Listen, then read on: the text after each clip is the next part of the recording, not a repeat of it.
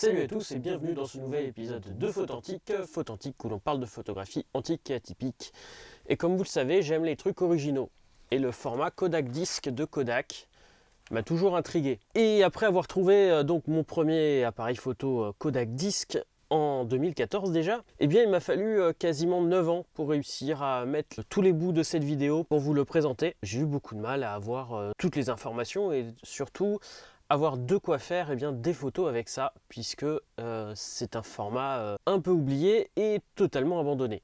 Alors le Kodak Disc, c'est quoi? Le format disque, c'est un format qui a été créé par Kodak en 1982, en tout cas qui a été annoncé en 1982, comme un format pratique qu'on puisse mettre dans la poche, qu'on puisse avoir toujours avec nous. En 1982, c'est la hype d'avoir des choses qui ressemblent à des disques, donc les disquettes en informatique, même si celle-là date quand même de 83-84 pour la disquette 3,5 pouces, qui ressemble pas mal, donc comparé à la taille d'un disque, donc celui-là n'a plus son disque dedans, je vous en montrerai un tout à l'heure, un complet. Voilà, Kodak Disc comparé à la disquette, mais aussi c'est l'âge où arrivait le CD. Donc voilà, le format disque apparaît comme un format dans la vibe, un format moderne, à ce moment-là quand il apparaît en 1982, et puis comme un format pratique. Donc bien sûr, Kodak le vendait comme un appareil photo de qualité, qui faisait aussi bien que les Instamatic Pocket que je vous ai déjà présenté, mais en final, il y a un moment où il faut faire des compromis, et quand on a un format de film si petit que ça, ça va être compliqué de faire des bonnes photos. Le Kodak Disc, donc le disque une fois qu'il est développé,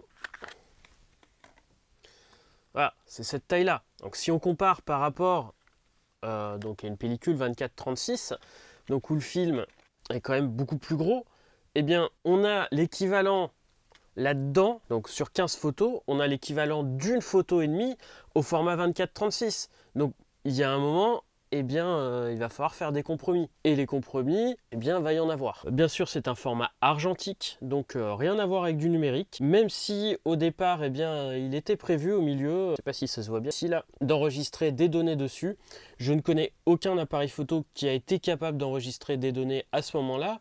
La plupart des appareils photo sont des appareils photo très bas de gamme au niveau des Kodak Disc, et donc rien n'a été fait pour enregistrer du numérique dessus. Donc on est sur un format 100% argentique, et donc dit format argentique, dit grains d'argent, et les grains d'argent à un moment on peut pas les réduire plus que ça si on veut pas réduire la sensibilité. Et donc ici sur les Kodak Disc on n'a que des films couleur de 200 ISO, donc à ce moment là avoir une taille si petite ça fait du gros grain. À l'époque donc ce format ne fut franchement pas un gros succès pour la raison que je vous ai dit, principalement du bon gros grain, donc peu de détails. Et puis l'autre problème aussi, c'est que, étant un format propriétaire Kodak, les laboratoires étaient invités très fortement à développer dans le matériel Kodak, très cher. Donc la plupart des laboratoires faisaient avec ce qu'ils avaient, et c'est-à-dire avec de quoi développer les plus gros films. Donc au lieu d'avoir du bon gros grain, on avait du bon gros flou. Ça ajoutait en plus à la mauvaise réputation de ces appareils photo là de faire des photos qui manquaient sérieusement de détails. Donc les Kodak Disc ont très souvent tous le même format. Il n'y a pas eu que Kodak qui en a produit. Il y a eu plusieurs marques qui en ont produit. J'ai ici un Animex et vous voyez qu'il a quand même un form factor très similaire, à part le fait que là il va s'ouvrir entièrement. Dans le cas des Kodak, on va les ouvrir juste, certains Kodak, on va juste trouver au milieu, ici il n'y a rien à ouvrir, mais sinon les appareils sont très similaires entre eux, comme vous voyez ici. Ils ont tous à peu près le même fonctionnement, tous la même optique, donc un 12,5 mm f2.8, et donc le voici ici dans sa boîte, comme il était vendu à l'époque, donc avec la boîte, il était vendu avec son disque vierge, avec un petit papier pour le ramener à développer, les informations d'usage, le petit mode d'emploi. Ensuite, une fois qu'on mettait le disque, il suffisait qu'à ouvrir ici, et puis on faisait la photo. Donc on entend ici le moteur râler un peu, et c'est justement le gros souci des Kodak Disc. Étant un format grand public, eh bien on n'allait pas s'attendre à mettre des composants de qualité à l'intérieur. Et c'est ce qui a posé ici problème pour faire cette vidéo là. Mon premier Kodak Disc, donc celui qui était en boîte, je l'ai trouvé donc en 2014. Il m'a fallu ensuite un petit peu de temps pour réussir à trouver un film. La production a été arrêtée en 99, c'est-à-dire que pour trouver un Kodak Disc neuf, c'est foutu. Ils sont tous périmés depuis au moins 20 ans. J'ai réussi finalement à trouver, grâce à un abonné, de temps en temps il y en a qui pop sur eBay, mais encore une fois, ils sont plus ou moins périmés.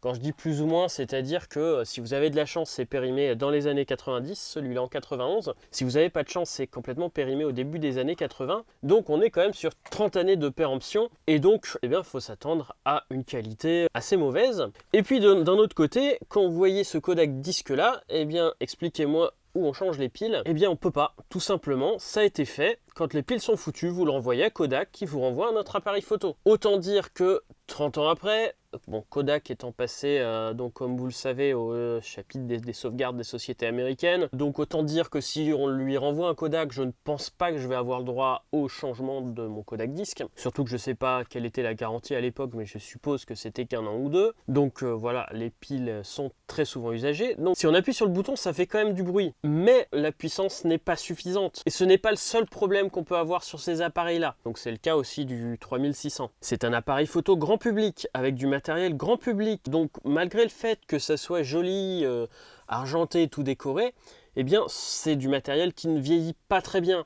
Et quand je dis pas très bien, ça veut dire que les engrenages lâchent, le moteur peut lâcher aussi, l'électronique peut lâcher aussi. Donc eh bien, sur les 3 Kodak Disc 4000 que j'ai, eh bien, je n'en ai aucun en état de marche. Sur le 3600, j'ai aussi le même souci. Donc là, c'est les piles qui ont coulé dedans, qui ont bouffé en fait une bonne partie du mécanisme. Donc eh bien, autant dire que pour refaire ça, ça n'en vaut vraiment pas le coup. Les appareils photo se trouvent facilement, au contraire des pellicules. Mais bon, en trouver un en bon état, ça peut être compliqué. Le 4000, c'était le modèle le plus vendu. Il y a eu des modèles un peu au-dessus, donc notamment le 6000 et le 8000, même qualité de construction, mais par contre, de leur côté, ils ont des fonctions supplémentaires.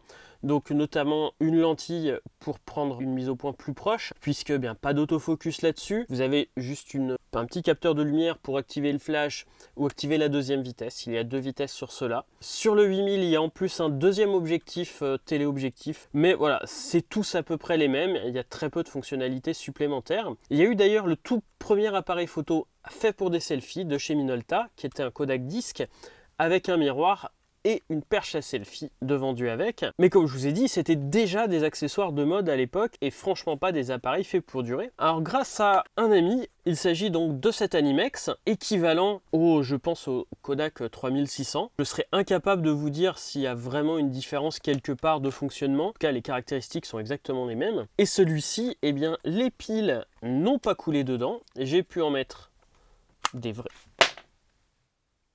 vrais, et j'ai pu faire donc cet été 3 Kodak Disc avec. Alors sur ces 3 Kodak Disc, le premier, j'ai pas voulu prendre de risque, j'ai tout simplement fait dans la chimie noir et blanc, comme je sais le faire, du stand dev. Alors vous allez me demander bien comment je le développe, parce que des spires pour des Kodak Disc, ça doit être assez compliqué à trouver. C'est pour ça que je vous ai gardé ce petit boîtier de Kodak Disc pour vous le montrer. En fait ici on a des clips, il suffit de tirer ce clip là, donc dans le noir bien sûr. Et une fois qu'on a ouvert ce clip là, il s'ouvre en deux très facilement. Donc je fais ça dans le noir complet, je le dis bien, puisque j'ai déjà vu des gens qui s'amusaient à faire ça dans la journée pour voir si ça marchait, sauf qu'une fois que vous avez fait ça dans la journée, vous grillez tout, puisque c'est ici le film photosensible. Vous prenez donc le disque en lui-même et vous le mettez directement dans la cuve, qui n'aura pas de spire, puisque il n'y a pas de spire à la bonne taille. Ça a été fait pour mettre dans les outils spécifiques Kodak. Le fait qu'il y a un plastique ici qui revient,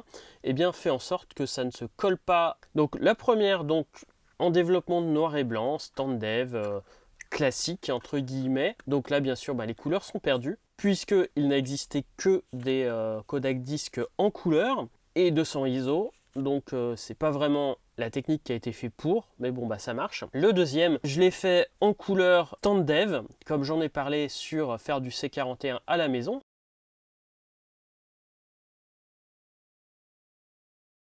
Et le troisième, eh bien, je l'ai fait en couleur, stand dev, mais avec du fixateur noir et blanc, comme j'en ai aussi parlé dans une autre vidéo. Ce qui fait que bien, ça donne un peu plus de détails. Mais par contre, on a d'autres soucis, puisque ici, bien, mon fixateur était trop froid. Et donc n'a pas marché du premier coup, il a fallu que je refixe une deuxième fois, ce qui fait des espèces de taches dessus. Et donc je vous fais passer quelques photos que j'ai prises ici cet été. Et donc, eh bien, ces photos-là, comme vous le voyez, ça manque de détails. Plus exactement, il n'y a pas de détails. Alors, le fait que les pellicules soient périmées, que ça a été développé dans des procédés non conventionnels, ça n'aide pas, mais dès le départ, c'était quelque chose qui faisait pas quand même de très très bonnes photos. Même si l'optique, je pense, était loin d'être mauvaise, elle n'était pas extraordinaire non plus. On est sur des appareils photo grand public, on n'est pas sur de la mécanique d'hyper précision. Donc voilà, quand on mélange le tout, eh bien ça fait que ça fait des photos très moyennes. Par contre, c'est assez amusant justement pour faire ressortir des formes, des détails, etc. Donc bien sûr, il ne faut pas prendre d'objets trop proches, mais si vous êtes sur des objets à plus d'1 mètre, comme des appareils photo jetables, vous aurez des images, et ça peut être justement une solution pour faire des choses un peu plus originales, travailler sur les formes, ce genre de choses-là. Alors, est-ce que j'ai aimé travailler avec ça? Je dirais que oui, c'est un appareil vraiment amusant. J'ai aimé faire cette vidéo-là, même si j'aurais préféré le faire avec des vrais Kodak qu'avec l'Animex. Mais je ne pense pas que ça change grand-chose. Ces deux appareils photo-là sont suffisamment proches dans le fonctionnement, et même, je dirais, quasiment identiques, pour que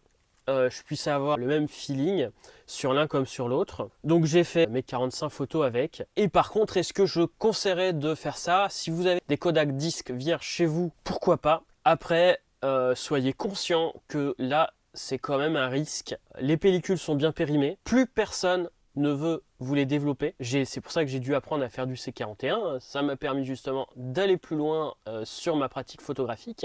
Les appareils ne sont vraiment pas fiables. Comme je vous ai dit, sur 5 appareils photo qui prennent le Kodak disque, j'en ai qu'un en état de marche, et c'est même pas le vrai Kodak. Il y a quand même beaucoup de problèmes. D'ailleurs, sur les vidéos que j'avais vues, notamment donc de Azriel Knight et d'Analog Resurgence qui parlent du Kodak disque, c'est qu'ils ont eu des gros problèmes pour pouvoir trouver un appareil photo qui fonctionnait. Et franchement, vu le nombre d'appareils photo qu'on trouve en brocante, je ne pensais pas que j'aurais autant de difficultés à en trouver un qui fonctionne et à faire cette vidéo quand j'ai récupéré le premier en 2014, puisque je me suis dit, il suffit de l'ouvrir, de changer les piles et trouver un film. En fait, non, c'est plus compliqué que ça. Les piles sont à l'intérieur, sont soudées. Le mécanisme a tendance à tomber en panne. Les Kodak disques sont difficiles à trouver et difficiles à développer. Ça donne quand même beaucoup de complications pour juste faire une série photo. Mais encore une fois, c'est un format, voilà, un essai de Kodak pour aller plus loin dans la simplicité que son Instamatic Pocket, mais un format qui ne fera pas de succès et on peut faire des compromis. Le compromis était trop gros sur la qualité, que ce soit de construction ou du film. Et sur ce, soyez authentiques et atypiques, et à très bientôt pour une nouvelle vidéo. Salut!